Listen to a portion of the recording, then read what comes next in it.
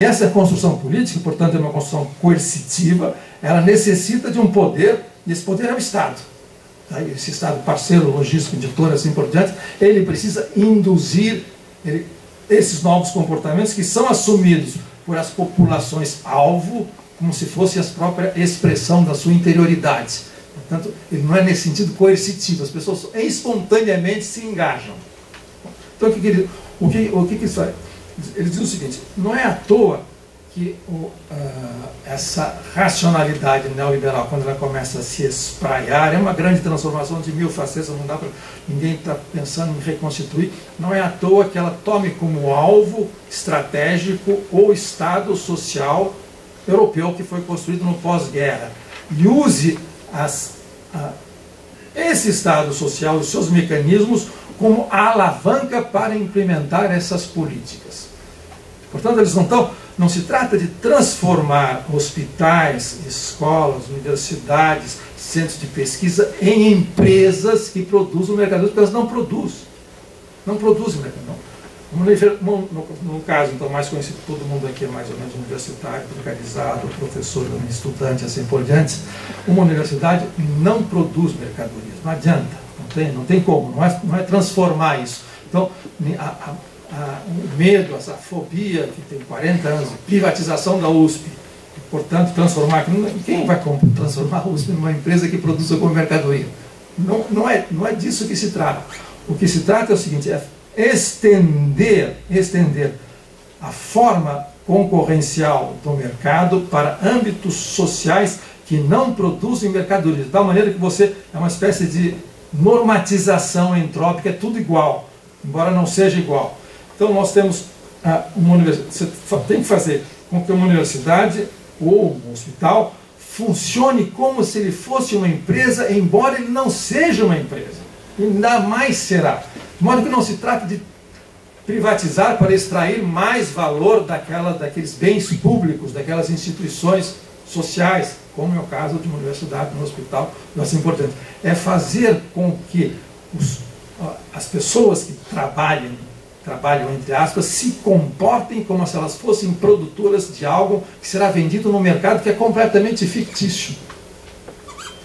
Bom, de modo que, e para que isso aconteça, que essa situação de quase mercado aconteça, é necessário que se construa politicamente essa situação. E como é que você constrói politicamente essa situação? Incitando as pessoas a agirem como se fossem produtores de mercadorias, portanto, avaliando-as quantitativamente. E como é que se avalia quantitativamente? Através de um sistema de preços.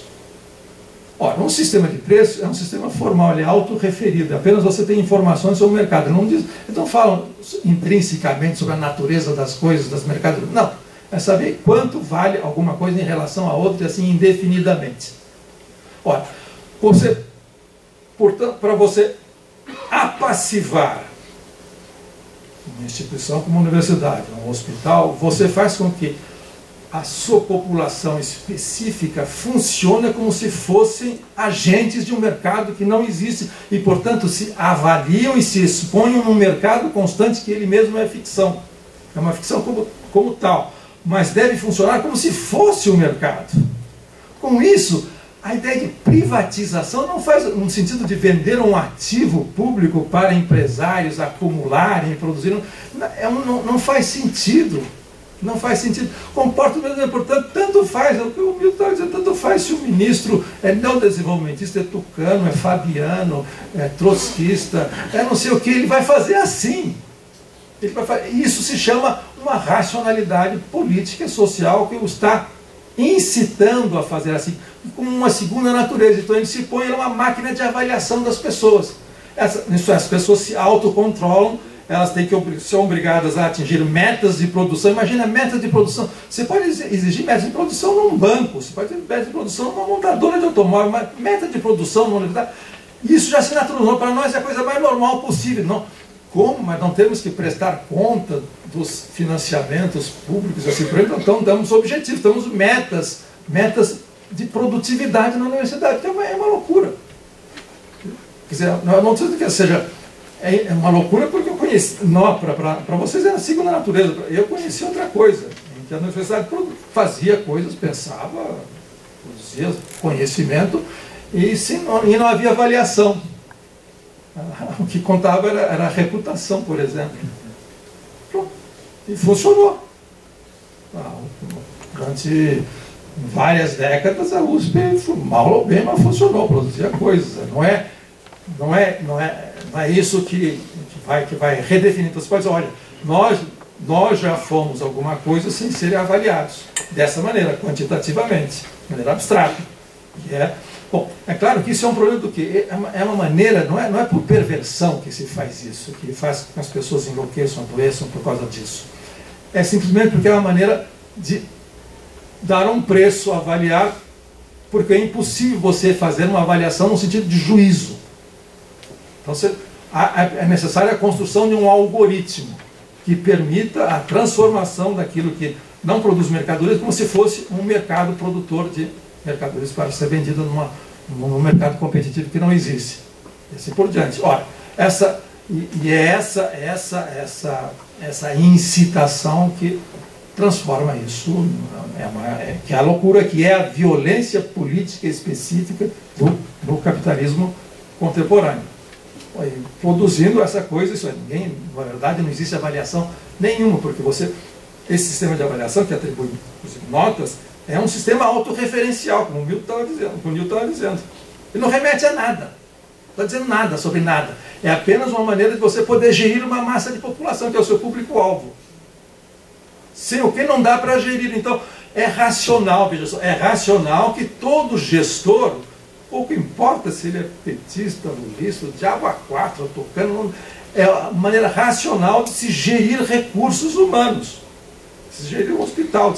Então, quando você inclui organizações sociais nas atividades fim do hospital, não é apenas para aumentar o campo da exploração e da acumulação, é para normatizar. Nesse sentido, até parece insano, mas é isso. Até a menor molécula social que tenha que agir como se estivesse competindo num mercado que é uma ficção. Porque se fosse simplesmente aumentar a produção de automóveis, de chips ou de qualquer coisa, qual é a novidade? Nada. Absolutamente nada. Privatização em relação à acumulação primitiva? Nada, é a mesma coisa, é isso. É assim, se produz.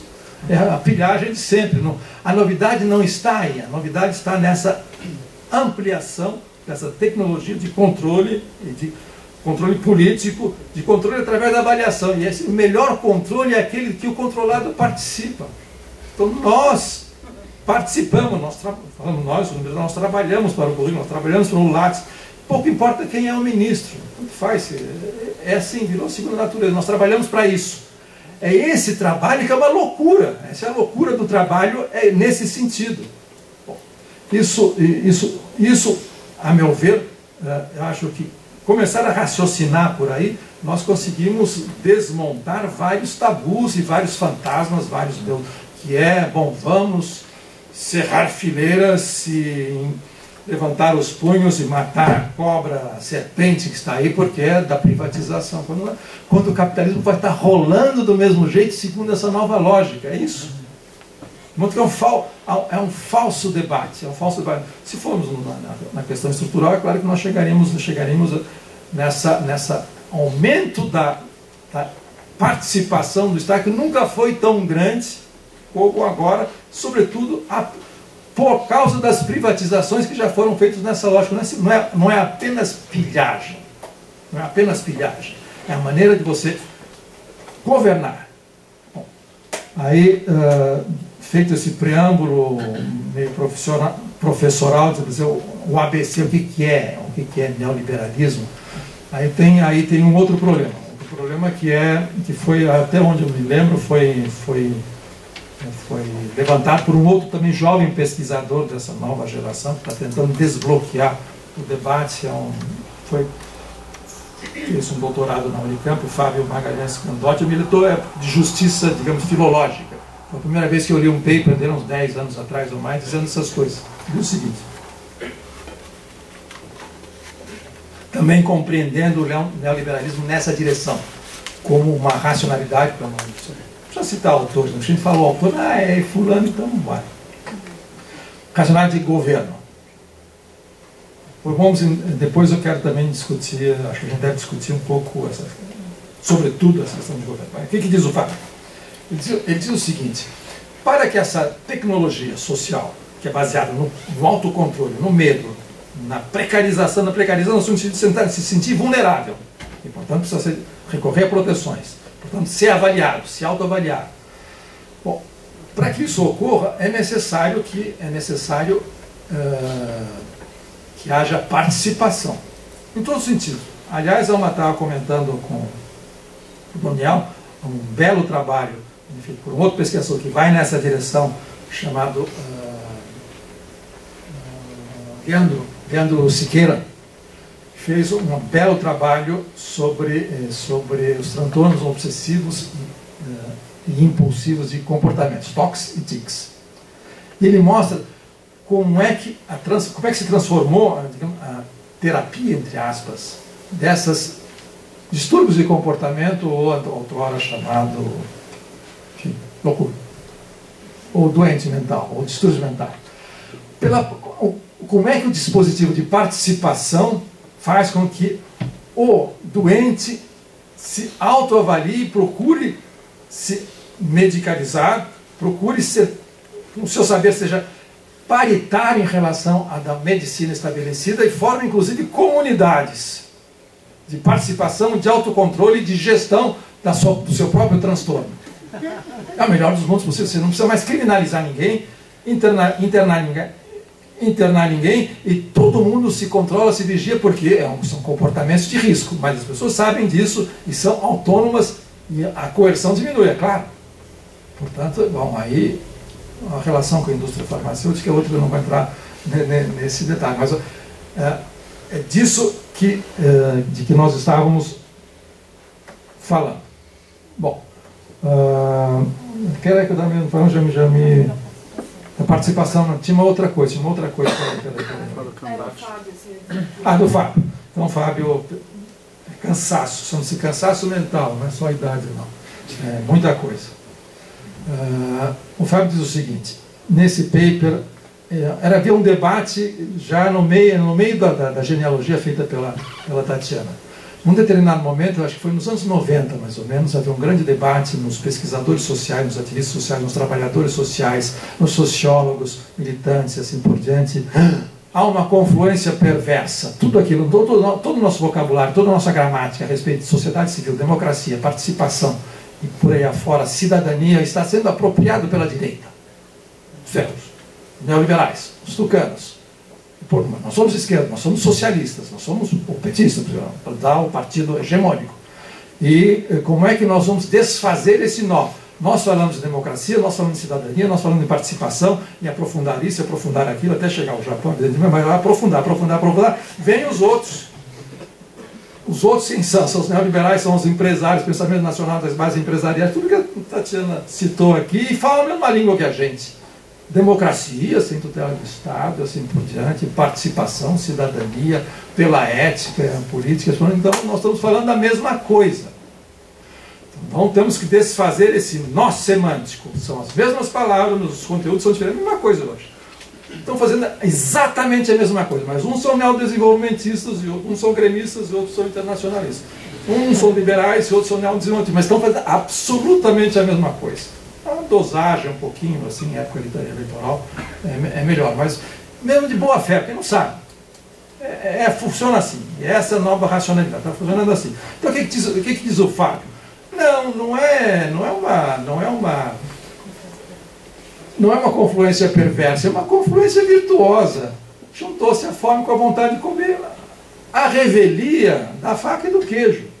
Porque essa tecnologia de autoengajamento, incitação, participação, não funcionaria se você não tivesse do outro lado uma sociedade civil, que foi inventada nessa época, na época do Gramsci era outra coisa, ativa e propositiva, como se dizia o jargão nos anos 90. Hoje todo mundo, isso nunca foi comigo, mas claro, todo mundo falou em a sociedade civil ativa e participativa. Isto é, era necessário que existisse uma sociedade civil ativa e participativa engajada para que essas técnicas pudessem fundamentar. Então, Fábio encaixou.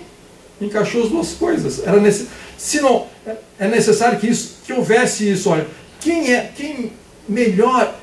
qual é o melhor especialista na sociedade civil ativa e participativa? Isto é, quem é o melhor gestor de recursos humanos nessa nova acepção de gestão, se não um veterano, pode ser até da luta armada. Um veterano que saiba reunir pessoas, engajá-las num propósito tal. E o engajamento seja uma religião. Então você junta as duas coisas.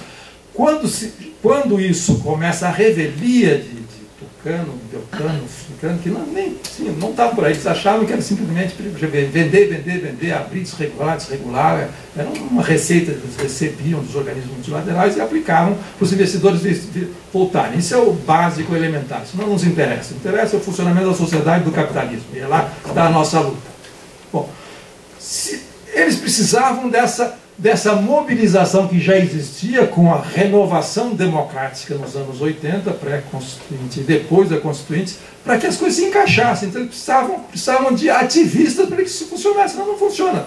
Nenhuma ONG de grande banco, de grande transnacional, de grande laboratório, de qualquer coisa, funcionaria se não tivesse gente disposta a tocar aquilo. Onde é que eles iam recrutar isso? Na clientela dos mandatos políticos fisiológicos das periferias? Não! Eles recrutavam as pessoas que encaravam seriamente o social, que éramos nós, obviamente. Quer dizer, sem a esquerda, não haveria neoliberalismo no Brasil. Haveria apenas negócios, mega negócios e muita corrupção, que é o trivial. Isso é o business as usual. Qual é a diferença disso? Comprar, vender estatal. Se faz há um século isso. Uma hora está aqui, outra está lá, está aqui, outra está lá. No caminho alguém sempre fica com um excedente. Esse é o negócio. Bom, então, no sentido substantivo que nós estamos falando aqui, se não houvesse essa reinvenção da esquerda na passagem dos 70 para os anos 80, não haveria neoliberalismo no Brasil. É isso. Como tecnologia social. Então, não adianta, nós não refrescamos nada jogando no ventilador do outro farofa ou coisa pior. Não adianta acusar ninguém, porque essa convergência foi objetiva. Um movimento social que hoje faz com que os seus militantes tenham um látice assim que entrar, ele não é culpado de nada, ele nem sabe do que se trata. Ele está simplesmente preparando os seus militantes para, quando fizerem um convênio com a universidade, já tem o seu látice. A universidade vai exigir o seu látice para ser avaliado e para distribuir equitativamente recursos. Então, quando um grande movimento social se descobre que ele é apenas alguém que gere a aplicação, a gestão de políticas públicas em determinados territórios, ele fica... Onde estão as nossas origens? Mas não tem as nossas origens. É assim. Foi assim, o que delicadamente a Tatiana chamou de modulações. De modulação em modulação, chegaram ao topo e hoje estão sendo defenestrados, jogados no mar, sem saber como, por quê, ou por ingratidão, diante dos serviços prestados, que são relevantes. Então, aí, voltando, então, esse encaixe, que o Fábio notou, mas depois ele não foi, infelizmente, ele não levou adiante, mas esse encaixe é uma coisa a ser discutido. No caso da reconstituição brilhante que fez a Tatiana, não fica muito claro no momento em que esse horizonte que você descreveu do regime dos direitos sociais vai se modulando até chegar na gestão da pobreza, na abordagem econômica da pobreza, como diz a Márcia Cunha. Bom, na origem disso há uma outra observação que é preciosa, que o Newton sempre faz, tem feito nesses últimos anos que a gente se conhece, trocado figurinhas, trocado não, eu tenho aprendido com o Newton, não tem nada a trocar, que é a seguinte, que essa, para mim é fundamental, para assim, a gente entendermos as origens do Brasil contemporâneo, que está acabando agora, entrando numa outra coisa, com isso eu... Quanto tempo eu tenho? Tem bastante. Entramos num assunto que eu queria também discutir. Essa observação do Newton é a seguinte. Existe um livro famoso francês chamado A Invenção do Social, de um social chamado Jacques Donzelot. Não é nenhum bolchevique, nada disso. É um cara muito inteligente. E ele diz o seguinte: a invenção, o social substantivado, e a quem me contou essa história, fez prestar atenção nisso, foi o Newton. O social substantivado assim, quem inventou, eles são muito modestos, franceses, somos nós, franceses. Com toda razão, isso é verdade, uma verdade histórica. O social foi inventado, mas a palavra le social foi criada com uso político em meados do século XIX. Por quê? Porque havia uma diferença brutal entre as promessas, ou o tipo de horizonte, enfim, que a Revolução Francesa havia aberto, portanto, uma república de iguais, numa ordem social, econômica, competitiva com o capitalismo, não ia dar certo. Essa igualdade era sabotada dia sim e o outro também. Então, a república dos iguais era absolutamente desigual, do ponto de vista econômico, político e assim por diante. Bom, o que acontece? No primeiro período republicano francês, no primeiro meio século, o país estava sempre à beira de uma guerra civil entre as classes sociais. Então isso era insuportável. Então é assim, logo depois do final dos anos 30, 48, vai até a Comuna de Paris, até o fim do século XIX, aí que se dá um jeito. Nós temos que inventar alguma coisa que consolide, que fabrique uma coesão social que é destruída pelas instituições do mercado, não falar um mercado, mas enfim, da competição, da concorrência, do liberalismo econômico, assim, e as promessas, e aquilo que está na ideia de uma república e de cidadãos iguais.